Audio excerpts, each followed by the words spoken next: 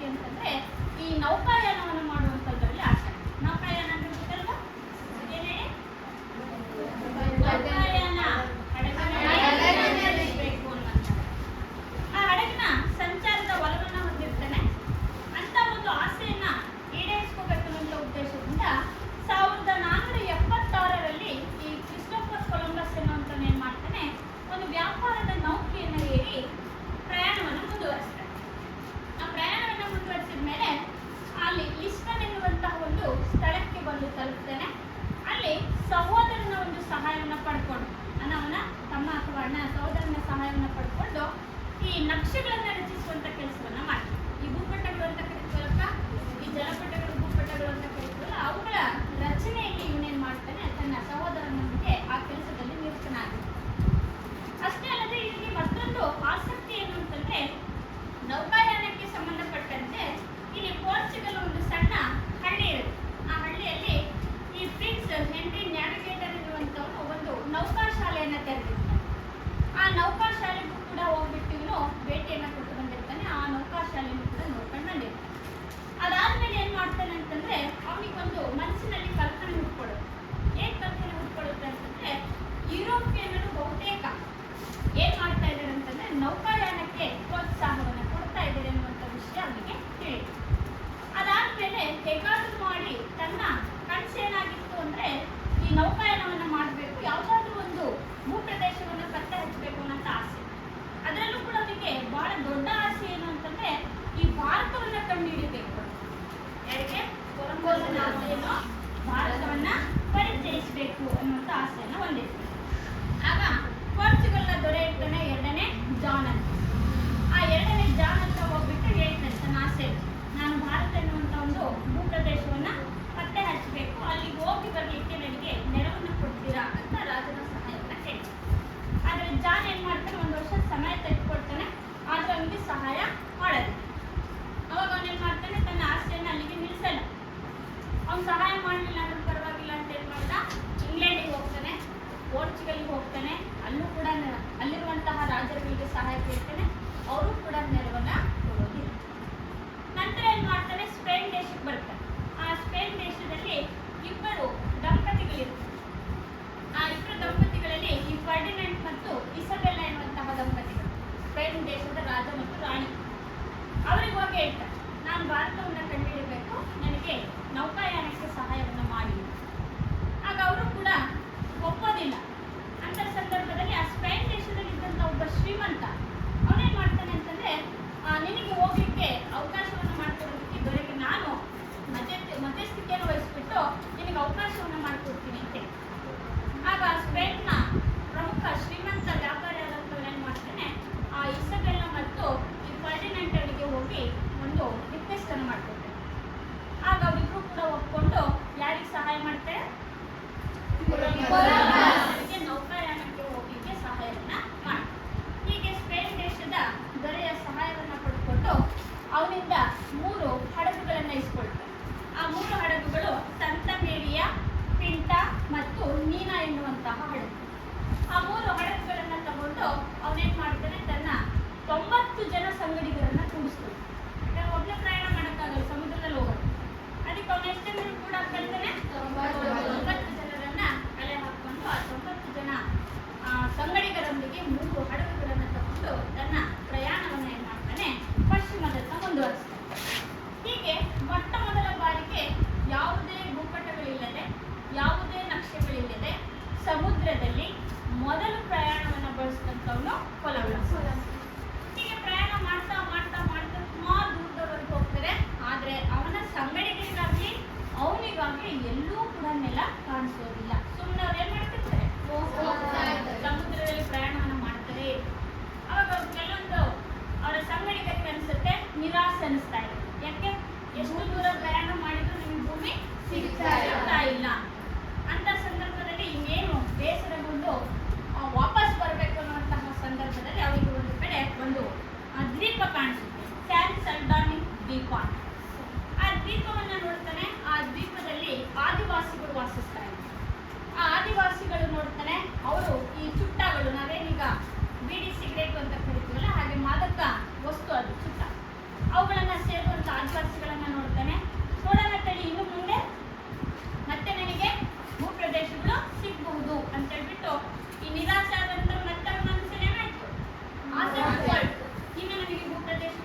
ಆಗ್ಬೋದೇನೋ ಅಂತ ಹೇಳ್ಬಿಟ್ಟು ತನ್ನ ಪ್ರಯಾಣವನ್ನ ಮುಂದುವರಿಸ್ತಾನೆ.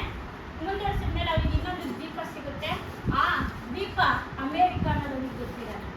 ಅಮೆರಿಕನ್ನ ಕಂಡಿಡ್ದವನೇ ಕೊಲಂಬಸ್. ಆದ್ರೆ ಅದು ಅಮೆರಿಕ ಅಂತ ಗೊತ್ತಿರೋದಿಲ್ಲ. ಆ ದ್ವೀಪಕ್ಕೆ ಅವನೇನ್ ಮಾಡ್ತಾನೆ, ಇಂಡಸ್ ಅಂತ ಹೇಳ್ಬಿಟ್ಟು ಹೆಸರನ್ನ ಇಡ್ತಾನೆ. ಅಲ್ಲಿ ವಾಸಿಸುವಂತಹ ಜನರನ್ನ ಇಂಡಿಯನ್ ಅಂತ ಹೇಳ್ತಾರೆ. ಇಂಡಸ್ ಅಂತ ಹೇಳ್ಬಿಟ್ಟು ಆ ಪ್ರದೇಶಕ್ಕೆ ದ್ವೀಪಕ್ಕೆ ಹೆಸರನ್ನ ಇಡ್ತಾನೆ. ಅಲ್ಲಿರುವಂತಹ ವಾಸಿಸುವ ಜನರಿಗೆ ಇಂಡಿಯನ್ ಅಂತ ಹೇಳ್ಬಿಟ್ಟು ಕರೀತಾನೆ. ಆಮೇಲೆ ಅವ್ರಿಗೆ ಗೊತ್ತಾಗುತ್ತೆ ಇದು ಇಂಡಿಯಾ ಅಲ್ಲ, ಅಮೆರಿಕ. ಆದ್ರೆ ಅವನು ಕನಸು ಏನಾಗಿತ್ತು, ಇಂಡಿಯಾನ ಕಂಡುಹಿಡಬೇಕಾಗಿತ್ತು. ಆದ್ರೆ ಅವನು ಕನಸು ಹಾಗೆ ಉಳ್ಕೊಳ್ಳುತ್ತೆ. ಈ ಅಮೆರಿಕವನ್ನ ಪರಿಚಯಿಸ್ಬಿಟ್ಟು ಕೊಲಂಬಸ್ ಏನ್ ಮಾಡ್ತಾನೆ, ತನ್ನ ರಾಷ್ಟ್ರಕ್ಕೆ ವಾಪಸ್ ಹೋಗ್ತಾನೆ. ಇದು ಯಾವುದೇ ಭೂಪಟಗಳು ನಕ್ಷೆಗಳ ಸಹಾಯವಿಲ್ಲದೆ ಕೊಲಂಬಸ್ ಅಮೆರಿಕವನ್ನ ಕಂಡುಹಿಡಿದಂತ ಒಂದು ಕಥೆಯನ್ನು ಹೇಳಿ, ಹೌದಾ? ಹಾಗಾದ್ರೆ ಈ ಕಥೆಗೆ ಸಂಬಂಧಪಟ್ಟಂತೆ ನಾವು ನೋಡೋದಾಗಿದ್ರೆ ಇಲ್ಲಿ ಮೊದಲನೇದಾಗಿ ನಾವು ನೋಡಿದ್ವಿ ಕೊಲಂಬಸ್ ಕಂಡುಹಿಡಿಯಲು ಹೋದಂತಹ ಭೂಭಾಗ ಇಂಡಿಯಾ ಅನ್ನುವಂತಹ ಭೂಭಾಗವನ್ನು ಕಂಡುಹಿಡಿಯಲಿಕ್ಕೆ ಹೋಗ್ತಾನೆ. ಕೊಲಂಬಸ್ ಯಾವ ದೇಶದವನು? ಅಲ್ವಾ? ಹಾಗಾದ್ರೆ ಇಟಲಿ ಬಹುಶಃ ಯಾವ ಖಂಡದಲ್ಲಿದೆ? ಯಾವ ಖಂಡ? ಯುರೋಪ್ ಖಂಡದಲ್ಲಿದೆ ಅಲ್ವಾ? ಹಾಗಾದ್ರೆ ಈ ಒಂದು ಸಂದರ್ಭದಲ್ಲಿ ಭಾರತಕ್ಕೆ ಯುರೋಪಿಯನ್ನರ ಆಗಮನ ಅಲ್ವಾ? ನಮ್ಮ ಸಮಾಜದ ಮೊದಲನೇ ಇತಿಹಾಸದ ಮೊದಲನೇ ಅಧ್ಯಾಯ ಯಾವುದು?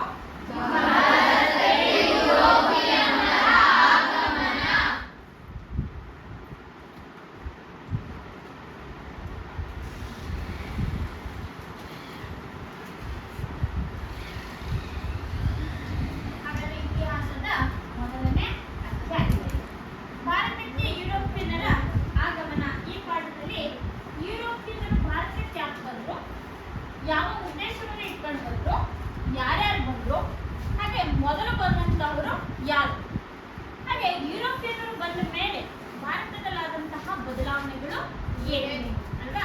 ಇಷ್ಟೆಲ್ಲ ಅಂಶಗಳನ್ನ ನಾವು ಭಾರತಕ್ಕೆ ಯುರೋಪಿಯನ್ನರ ಆಗಮನದಲ್ಲಿ ನೋಡ್ತೀವಿ.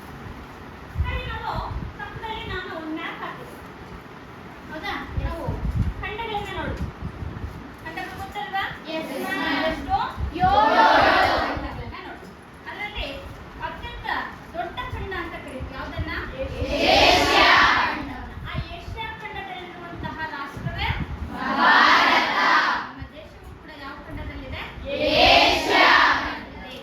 ಹಾಗಾದ್ರೆ ಭಾರತಕ್ಕೆ ಯುರೋಪಿಯನ್ನರ ಆಗಮನ ಪಾಠದಲ್ಲಿ ನಾವು ಏಷ್ಯಾ ಖಂಡಕ್ಕೂ ಹಾಗೆ ಯುರೋಪ್ ಖಂಡದ ನಡುವೆ ನಡೆದಂತಹ ವ್ಯಾಪಾರ ಸಂಬಂಧದ ಬಗ್ಗೆ ತಿಳಿಬೇಕಾಗಿರುವಂತಹ ಒಂದು ಕಲಿಕಾಂಶ. ಅರ್ಥ ಆಯ್ತಾ? ಈ ನಕ್ಷೆಯಲ್ಲಿ ನಾವು ಈ ಭಾಗವನ್ನು ನೋಡಿ, ಇದನ್ನ ಯುರೋಪ್ ಖಂಡ ಅಂತ ಕರೀತೀವಿ. ಈ ಭಾಗವನ್ನು ಏನಂತ ಕರಿತೀವಿ? ಯುರೋಪ್ ಖಂಡ. ಸರಿ, ಇದನ್ನ ಏಷ್ಯಾ ಖಂಡ ಅಂತ ಕರಿತೀವಿ.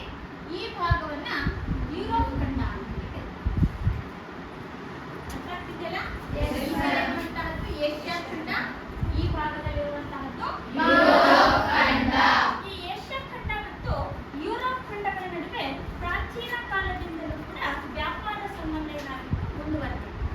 ಅದರಲ್ಲೂ ಕೂಡ ಬಹುತೇಕವಾಗಿ ಈ ಏಷ್ಯಾ ಖಂಡದಲ್ಲಿ ದೊರೆತಾ ಇದ್ದಂತಹ ಸಾಂಬಾರ್ ಪದಾರ್ಥಗಳೇನಿದಾವೆ, ಆ ಸಾಂಬಾರ್ ಪದಾರ್ಥಗಳು ಯುರೋಪ್ ಖಂಡದಲ್ಲಿ ಏನಾಗಿತ್ತು, ಹೆಚ್ಚು ಬೇಡಿಕೆಯನ್ನ ಹೊಂದಿದ್ವು.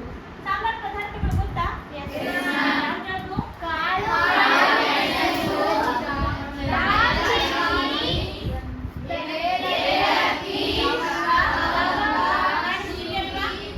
ಇವೆಲ್ಲವೂ ಕೂಡ ನಾವು ದಿನನಿತ್ಯ ಜೀವನದಲ್ಲಿ ಬಳಸ್ತೀವಿ, ಹೌದಾ? ಏಲಕ್ಕಿ, ಲವಂಗ, ಕಾಳುಮೆಣಸು, ದಾಲ್ಚಿನ್ನಿ, ಚಕ್ಕೆ ಅಲ್ವಾ, ಶುಂಠಿ, ಇವೆಲ್ಲವನ್ನು ನಾವೇನಂತ ಕರಿತೀವಿ? ಸಾಂಬಾರ್ ಪದಾರ್ಥಗಳು.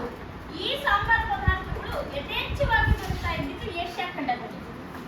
ಅದನ್ನ ಹೆಚ್ಚು ಸಂಖ್ಯೆಯಲ್ಲಿ ಕೊಂಡೋಗ್ತಾ ಇದ್ದಿದ್ದು ಯುರೋಪ್ ಖಂಡ. ಈ ಯುರೋಪ್ ಖಂಡ ಮತ್ತು ಏಷ್ಯಾ ಖಂಡದ ನಡುವೆ ಪ್ರಾಚೀನ ಕಾಲದಿಂದಲೂ ಕೂಡ ಈ ಸಾಂಬಾರ್ ಪದಾರ್ಥಗಳ ಬೇಡಿಕೆ ಇತ್ತು. ಹಾಗಾದ್ರೆ ಆ ಸಾಂಬಾರ್ ಪದಾರ್ಥಗಳನ್ನ ಯುರೋಪ್ ಖಂಡದವರು ಹೇಗೆ ಕೊಂಡೊಯ್ತಾ ಇದ್ರು?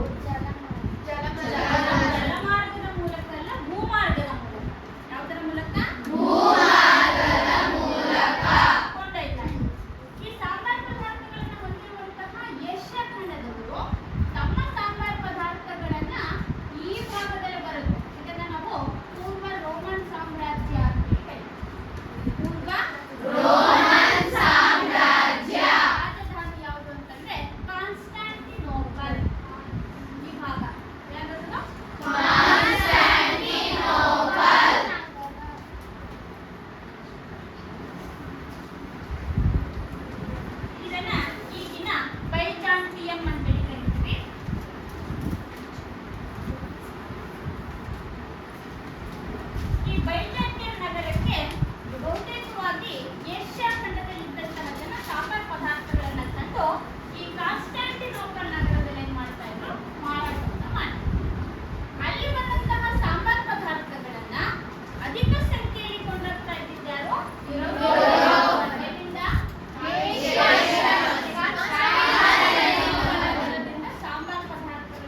ಮಾಡಿಕೊಂಡು ಯುರೋಪ್ ಖಂಡದಲ್ಲಿ ಯಾರನ್ನ ಮಾಡ್ತಾ ಇದ್ರು ಅಂತಂದ್ರೆ ಇಟಲಿಯ ವರ್ತಕರು ಮಾರಾಟವನ್ನ ಮಾಡ್ತಾರೆ.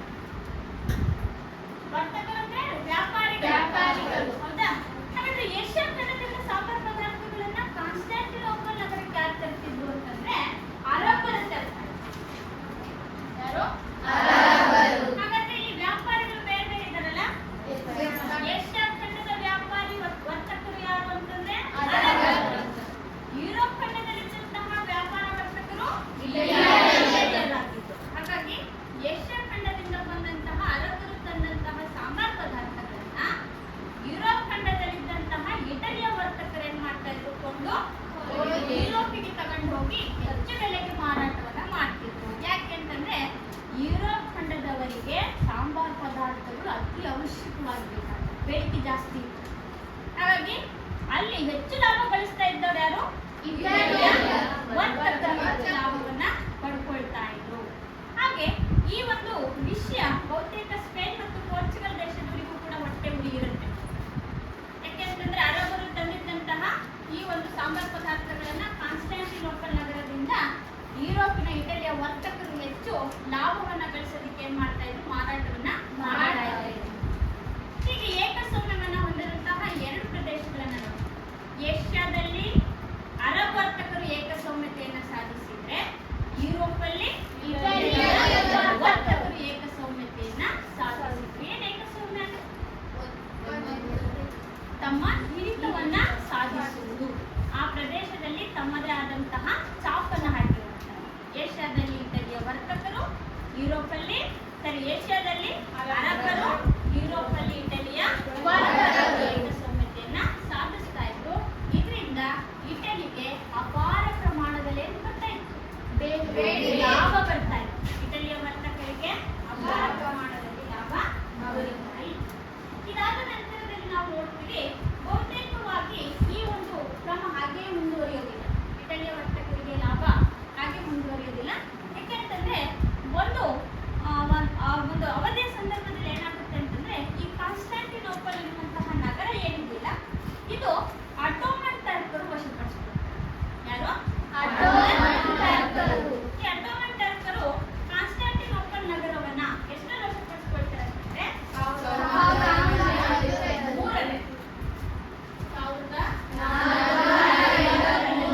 ಅಟೋಮನ್ ಟರ್ಕರು ಈ ಕಾನ್ಸ್ಟಾಂಟಿನೋಪಲ್ ನಗರವನ್ನು ಏನ್ ಮಾಡಿದ್ರು, ಇದು ವಶಪಡಿಸಿಕೊಂಡಲ್ಲ. ಅದರ ಏಕಸ್ವಾಮ್ಯತೆ ಯಾರಿಗೆ?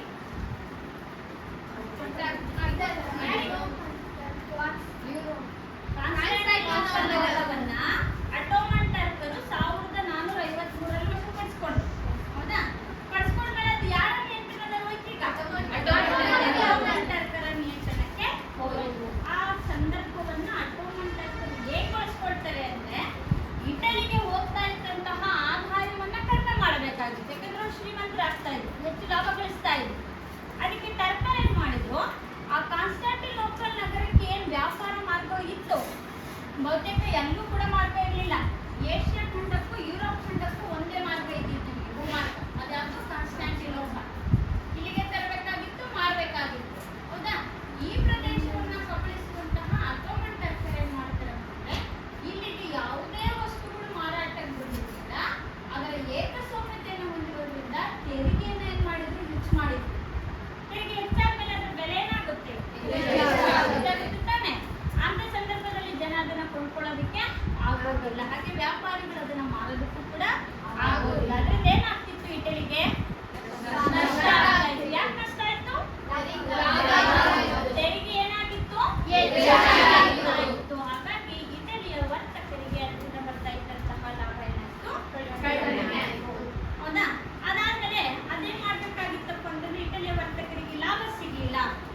ಹಾಗಾದ್ರೆ ಆ ಪ್ರದೇಶ ನಿಧಾನವಾಗಿ ಏನಾಗ್ತಾ ಇತ್ತು ಅಂತಂದ್ರೆ ಮುಚ್ಚುವಂತಹ ಸಂದರ್ಭಕ್ಕೆ ಬಂತು. ಯಾಕಂದ್ರೆ ವ್ಯಾಪಾರ ನಡೀತಾ ಇಲ್ಲ ಅಂದ್ರೆ ಏನಾಗುತ್ತೆ, ಮುಚ್ಚೋಗುತ್ತಾನೆ.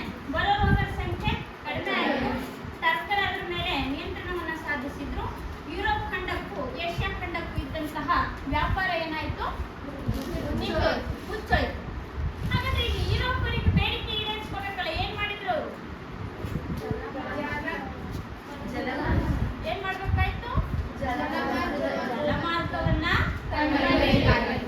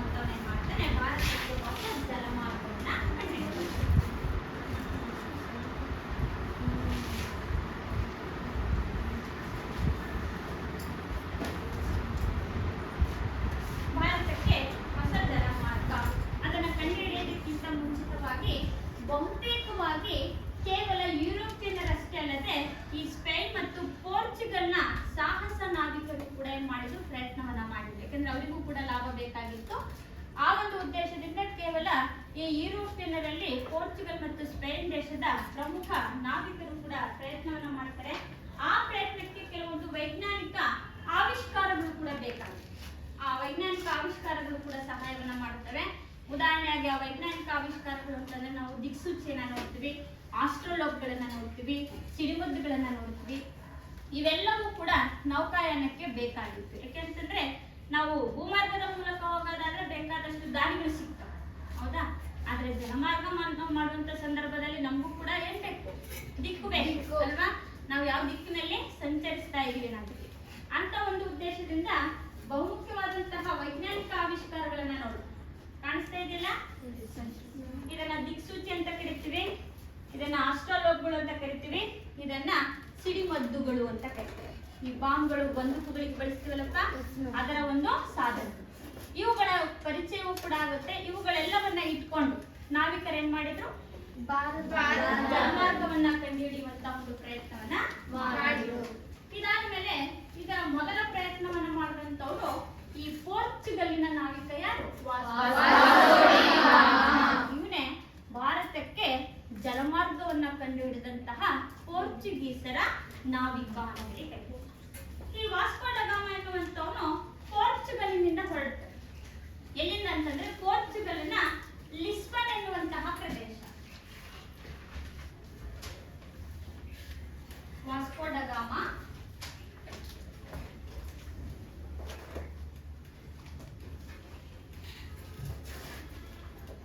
ಲಿಸ್ಬನ್ ಎನ್ನುವಂತಹ ಪ್ರದೇಶದಿಂದ 1498ರಲ್ಲಿ ಎಲ್ಲಿ ಬಂದು ತಲುಪ್ತಾನೆ? ಕೇರಳದ ಕಲ್ಲಿಕೋಟೆಗೆ ಬಂದು ತಲುಪ್ತಾನೆ. ಕಲ್ಲಿಕೋಟೆ ಕೇರಳ ಗೊತ್ತಲ್ವಾ? ಭಾರತದ ರಾಜ್ಯಗಳಲ್ಲಿ ಒಂದು. ಹೀಗೆ ನಮ್ಮ ಪಶ್ಚಿಮ ಕರಾವಳಿಯಲ್ಲಿರುವಂತಹ ಕೇರಳದ ಕಲ್ಲಿಕೋಟೆಗೆ ಬಂದು ತಲುಪ್ತಾನೆ. ಆ ಕೇರಳದ ಕಲ್ಲಿಕೋಟೆಯಲ್ಲಿರುವಂತಹ ಯಾವುದು? ಕಾಪಾಟ್ ಎನ್ನುವಂತಹ ಸ್ಥಳ. ಕಾಪಾಡ್ ಎನ್ನುವಂತಹ ಸ್ಥಳ, ಕೇರಳದ ಕಲ್ಲಿಕೋಟೆಯ ಕಾಪಾಟ್ ಎನ್ನುವಂತಹ ಸ್ಥಳಕ್ಕೆ 1498ರಲ್ಲಿ ಬಂದು ತಲುಪ್ತಾನೆ. ಇವನೇ ನಮ್ಮ ಭಾರತಕ್ಕೆ ಹೊಸ ಜಲಮಾರ್ಗವನ್ನ ಕಂಡುಹಿಡಿದಂತವನು. ಯಾವಾಗ ಈ ಕಾನ್ಸ್ಟಾಂಟಿನೋಪಲ್ ನಗರ ಮುಚ್ಚಿದ ಮೇಲೆ ಏಷ್ಯಾ ಮತ್ತು ಯುರೋಪ್ ಖಂಡದ ನಡುವಿನ ವ್ಯಾಪಾರ ಸ್ಥಗಿತವಾಗಿತ್ತು. ಸ್ಥಗಿತ ಅಂದ್ರೆ ನಿಂತಿದ್ದು. ಅದನ್ನ ಮತ್ತೆ ಪುನಃ ಮುಂದುವರಿಸಿದ್ದವರು ವಾಸ್ಕೋ ಡ ಗಾಮ. ಏನ್ ಮಾಡ್ತಾನೆ? ಪೋರ್ಚುಗೀಸರ ನಾವಿಕನಾಗಿ ಬಂದು ನಮ್ಮ ದೇಶಕ್ಕೆ ಪಾದಾರ್ಪಣೆಯನ್ನ ಮಾಡುವಂತ. ಮತ್ತೆ ಅಲ್ಲಿಂದ ಪುನಃ ನಮ್ಮ ಏಷ್ಯಾ ಖಂಡದ ಭಾರತಕ್ಕೂ ಮತ್ತು ಯುರೋಪ್ ವ್ಯಾಪಾರ ಏನಾಯ್ತು? ಆರಂಭವನ್ನ ಮಾಡಬೇಕಾಯ್ತು. ಹೀಗೆ ಮೊಟ್ಟ ಮೊದಲ ಬಾರಿಗೆ ಭಾರತಕ್ಕೆ ಬಂದಂತಹ ಐರೋಪಿಯನ್ನರು ಅಂತ ಯಾರನ್ನ ಕರಿತೀವಿ? ಯುರೋಪಿಯನ್ನರು ಅಂತ ಯಾರನ್ನ ಕರಿತೀವಿ? ಪೋರ್ಚುಗೀಸರು. ವಾಸ್ಕೋ ಡ ಗಾಮ ಎಲ್ಲಿಂದ ಬಂದನು? ಅಲ್ವಾ? ಭಾರತಕ್ಕೆ ಬಂದಂತಹ ಮೊಟ್ಟ ಮೊದಲ ಐರೋಪಿಯನ್ನರು ಅಂತಂದ್ರೆ ಯಾರು? ಪೋರ್ಚುಗೀಸರು.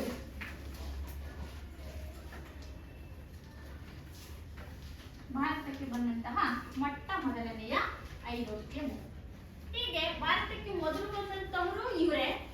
ಭಾರತವನ್ನ ಬಿಟ್ಟು ಕೊನೆಯದಾಗಿ ಹೋದಂತವರು ಅವರೇ. ಯಾರು?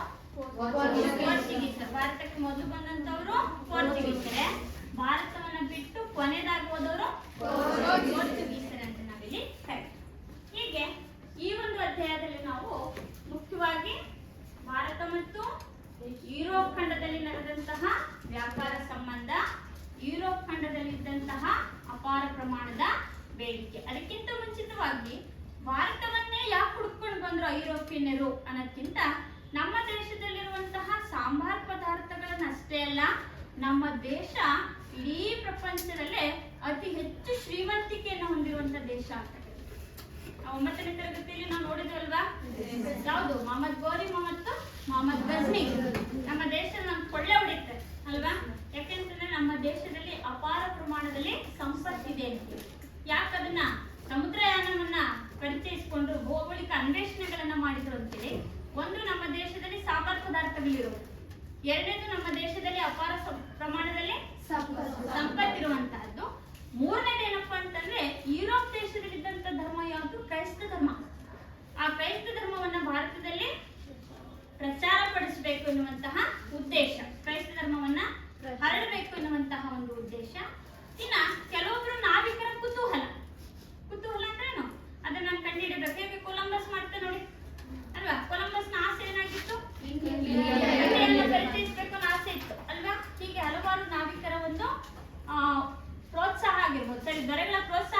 ಆಗಿರ್ಬೋದು, ನಾವಿಕರ ಆಸಕ್ತಿ ಆಗಿರ್ಬೋದು. ಅದ್ರ ಜೊತೆಯಲ್ಲಿ ವೈಜ್ಞಾನಿಕ ಆವಿಷ್ಕಾರಗಳು ಸಿಕ್ಕು, ದಿಕ್ಸೂಚಿ ಸಿಕ್ತು, ಹೌದಾ? ದಿಕ್ಕನ್ನ ಸೂಚಿಸುವಂತ ಸಾಧನ ಅಂತ ಕರಿತೀವಿ. ಆಸ್ಟ್ರಾಲೋಬ್ಗಳು ಸಿಕ್ಕು. ಆಸ್ಟ್ರಾಲೋಬ್ಗಳು ಅಂತಂದ್ರೆ ಏನಂತಂದ್ರೆ ಈ ಸೂರ್ಯ ಚಂದ್ರ ಗ್ರಹಗಳ ಅಂತರವನ್ನ ಅಳಿಲಿಕ್ಕೆ ಬಳಸ್ತಾರೆ. ದಿಕ್ಸೂಚಿನ ದಿಕ್ಕನ್ನ ನೋಡ್ಲಿಕ್ಕೆ ಬಳಸಿದ್ರೆ ಸೂರ್ಯ ಚಂದ್ರ ನಕ್ಷತ್ರಗಳ ಅಂತರ, ನಾವೇನು ಡಿಸ್ಟೆನ್ಸ್ ಅಂತ ಕರಿತೀವಿ, ಅವುಗಳನ್ನ ಅಳಿಲಿಕ್ಕೆ ಬಳಸುವಂತ ಒಂದು ಸಾಧನ ಅಂತ ಕರಿತೀವಿ. ಹಾಗೆ ಸಿಡಿಮದ್ದುಗಳು ಯಾಕೆ ಬೇಕು? ಪ್ರಯಾಣ ಮಾಡುವಂತ ಸಂದರ್ಭದಲ್ಲಿ ತಮ್ಮನ್ನ ತಾವು ನಾವಿಕರು ರಕ್ಷಣೆಯನ್ನು ಮಾಡಿಕೊಳ್ಳೋದಕ್ಕಾಗಿ. ಯಾಕೆಂದ್ರೆ ಸಮುದ್ರದಲ್ಲಿ ಬಹಳಷ್ಟು ಈ ದೊಡ್ಡ ದೊಡ್ಡ ಮೀನುಗಳೆಲ್ಲ ಬರ್ತವೆ, ಹೌದಾ?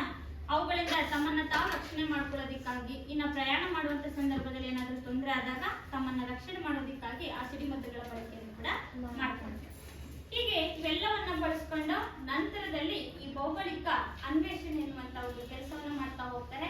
ಹೀಗೆ ಮುಂದೆ ಒಂದೊಂದೇ ಭೂಪ್ರದೇಶಗಳನ್ನು ಕೂಡ ಪರಿಚಯಿಸ್ತಾ ಹೋಗ್ತಾರೆ. ಇದು ಭಾರತಕ್ಕೆ ಯುರೋಪಿಯನ್ನರ ಆಗಮನದಲ್ಲಿ ಬರುವಂತಹದ್ದು. ಇನ್ನೊಂದೇನು ಅಂತಂದ್ರೆ ಈ ಕಾನ್ಸ್ಟಾಂಟಿನೋಪಲ್ ನಗರವನ್ನ ನಾವು ಯುರೋಪಿನ ವ್ಯಾಪಾರದ ಹೆಬ್ಬಾಗಿಲು ಅಂತ ಕೂಡ ಕರಿತೀವಿ. ಯಾಕಿದನ್ನ ವ್ಯಾಪಾರದ ಹೆಬ್ಬಾಗಿಲು ಅಂತ ಕರಿತೀವಿ? ಏಷ್ಯಾ ಖಂಡಕ್ಕೂ ವ್ಯಾಪಾರ ನಡೀತಾ ಇದ್ದಿದ್ದು, ಅಂದ್ರೆ ವಸ್ತು ವಿನಿಮಯ ಆಗ್ತಾ ಇದೆ, ಅಂತಾರಾಷ್ಟ್ರೀಯ ವಿನಿಮಯ ಆಗ್ತಾ ಇದ್ದಿದ್ದು ಆ ಸ್ಥಳ ಯಾವುದು? ಹಾಗಾಗಿ ಆ ಪ್ರದೇಶವನ್ನ ನಾವೇನಂತ ಕರಿತೀವಿ? ವ್ಯಾಪಾರದ ಹೆಬ್ಬಾಗಿಲು. ಇದು ಇಂಪಾರ್ಟೆಂಟ್ ಕ್ವಶನ್. ಅರ್ಥ ಆಗ್ತಿದೆಯಲ್ಲ? ಕಾನ್ಸ್ಟಾಂಟಿನೋಪಲ್ ನಗರವನ್ನ ಯುರೋಪಿನ ವ್ಯಾಪಾರದ ಹೆಬ್ಬಾಗಿಲು ಎಂದು ಕರೆಯುತ್ತಾರೆ. ಏಕೆ ಅಂತ ಕೇಳಿದ್ರೆ ಏಷ್ಯಾ ಖಂಡಕ್ಕೂ ಸಾಂಬಾರ್ ಪದಾರ್ಥಗಳನ್ನ, ಬೇರೆ ಬೇರೆ ಪದಾರ್ಥಗಳನ್ನ ಪರಸ್ಪರ ಅಂತಾರಾಷ್ಟ್ರೀಯ ವಿನಿಮಯ ಮಾಡಿಕೊಳ್ಳುವಂತಹ ಸ್ಥಳವಾಗಿದೆ. ಹಾಗಾಗಿ ಅದನ್ನ ಒಂದು ವ್ಯಾಪಾರದ ಹೆಬ್ಬಾಗಿಲು ಎಂದು ಕರೀತಾ ಇದ್ರು. ಅದಾದ್ಮೇಲೆ ಕಾನ್ಸ್ಟಾಂಟಿನೋಪಲ್ ನಗರ ವಶಪಡಿಸ್ಕೊಳ್ತಾರೆ ಅಟೋಮನ್ ಟರ್ಕರು. ಅದಾದ ನಂತರ ಜಲಮಾರ್ಗವನ್ನ ಪ್ರಯತ್ನವನ್ನ ಮಾಡ್ತಾರೆ.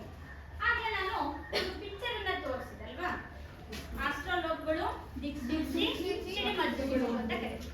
ಇದನ್ನ ಹೊಂದಿಸಿ ಬರೀಬೇಕು. ಇದರಲ್ಲಿ ದಿಕ್ಸೂಚಿ ಯಾವ್ದಪ್ಪ? ಫಸ್ಟ್ ಒನ್ ಯಾವುದು? ದಿಕ್ಸೂಚಿ. ಹೌದಾ? ಇಲ್ಲಿ ಏನ್ ಮಾಡಿದಾನೆ? ಇಲ್ಲಿ ದಿಕ್ಸೂಚಿ ತೋರಿಸಿದಾನೆ ಅಲ್ವಾ? ಹೌದಾ? ಇದನ್ನ ಇಲ್ಲಿ ಗುರುತಿಸ್ಬೇಕು. ಅರ್ಥ ಆಗ್ತಿದೆಯಲ್ಲ? ಇದನ್ನ ಇಲ್ಲಿ ಗುರುತಿಸ್ಬೇಕು. ಎರಡನೇದಿರೋದು ಮೂರನೇದು ಕರೆಕ್ಟ್ ಆಗಿದೆ ಅಲ್ವಾ? ಮೂರನೇದು ಯಾವುದು? ಅರ್ಥ ಆಯ್ತಲ್ಲ? ಹಾಗಾದ್ರೆ ಭಾರತಕ್ಕೆ ಬಂದ ಮೊದಲ ಯುರೋಪಿಯನ್ನರು ಭಾರತವನ್ನು ಬಿಟ್ಟು ಹೋದ ಮೊದಲ ಯುರೋಪಿಯನ್ನರು ಪೋರ್ಚುಗೀಸರು ಅಲ್ವಾ? ಹಾಗಾದ್ರೆ ಯುರೋಪಿನ ವ್ಯಾಪಾರದ ಹೆಬ್ಬಾಗಿಲು ಯಾವುದು? ಕಾನ್ಸ್ಟಾಂಟಿನೋಪಲ್ ನಗರವನ್ನು ವಶಪಡಿಸಿಕೊಂಡವರು ಯಾರು? ಕಾನ್ಸ್ಟಾಂಟಿನೋಪಲ್ ನಗರದಲ್ಲಿ ವ್ಯಾಪಾರವನ್ನು ನಡೆಸ್ತಾ ಇದ್ದ ಎರಡು ಖಂಡಗಳು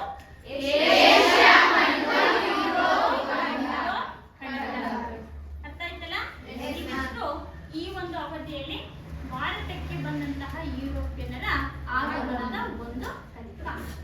ಇನ್ನ ಮುಂದುವರೆದಂತಹ ಭಾಗದಲ್ಲಿ ಪೋರ್ಚುಗೀಸರ ನಂತರ ಬಂದಂತಹ ಪ್ರಮುಖ ಐರೋಪ್ಯನ್ನರ ಪರಿಚಯವನ್ನ ಮುಂದಿನ ತರಗತಿಗಳಲ್ಲಿ ತಿಳ್ಕೊಳ್ಳೋಣ. ಸರಿನಾ? ಸರಿ ವಿದ್ಯಾರ್ಥಿಗಳೇ, ಭಾರತಕ್ಕೆ ಯುರೋಪಿಯನ್ನರ ಆಗಮನ ಎನ್ನುವಂತ ಪಾಠದಲ್ಲಿ ನಾವು 3 ಪ್ರಮುಖವಾಗಿರುವಂತಹ ಅಂಶಗಳನ್ನ ಕಲಿತ್ಕೊಂಡ್ವಿ. ಹಾಗಾದ್ರೆ ನಾಳೆ ತರಗತಿ ಪ್ರಾರಂಭ ಆಗೋಕ್ಕಿಂತ ಮುಂಚೆ ನಿಮಗೊಂದು ಗೃಹ ಪಾಠ, ಅದಕ್ಕೆ ಸಂಬಂಧಪಟ್ಟಂತೆ ಕೆಲವೊಂದು ಪ್ರಶ್ನೆಗಳನ್ನ ನೀವು ಉತ್ತರ ಮಾಡ್ಕೊಂಡು ಬರ್ಬೇಕು. ಆಯ್ತಾ? ಮೊದಲನೇ ಪ್ರಶ್ನೆ ಬರ್ಕೊಳ್ಳಿ.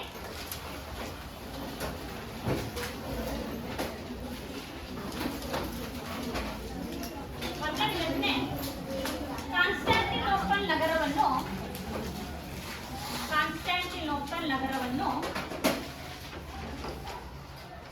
ಯುರೋಪಿನ ವ್ಯಾಪಾರದ ಹೆಬ್ಬಾಗಿಲೆಂದು ಕರೆಯುತ್ತಾರೆ ಏಕೆ?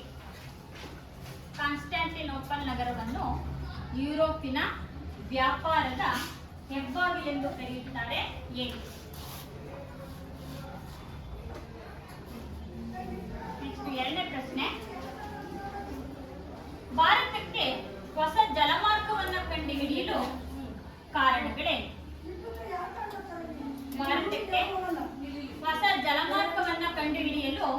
ಕಾರಣಗಳೇನು? ಭಾರತಕ್ಕೆ ಹೊಸ ಜಲಮಾರ್ಗ ಕಂಡುಹಿಡಿಯಲು ಕಾರಣವೇನು? ಮೂರನೇ ಪ್ರಶ್ನೆ, ದಿಕ್ಸೂಚಿ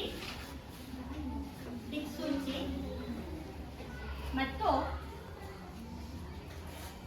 ಆಸ್ಟ್ರೋಲೋಬ್ನ ಚಿತ್ರ ಸಂಗ್ರಹಣೆ.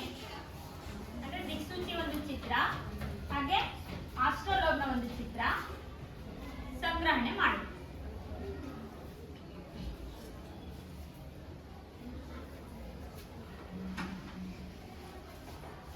ಒಟ್ಟು 3 ಪ್ರಶ್ನೆ. ಈ 3 ಪ್ರಶ್ನೆಗಳನ್ನ ಕುರಿತು ನೀವು ಗೃಹಪಾಠವನ್ನು ಬರ್ಕೊಂಡು ಬರಬೇಕು. ನಂತರದ ತರಗತಿಯಲ್ಲಿ ಮುಂದುವರೆದಂತಹ ಯುರೋಪಿಯನ್ನರ ಆಗಮನದ ಪರಿಚಯವನ್ನ ತಿಳಿಸಲಾಗಿದೆ. ಇಲ್ಲಿಗೆ ಈ ಒಂದು ತರಗತಿಯ ಅವಧಿ ಮುಕ್ತಾಯ.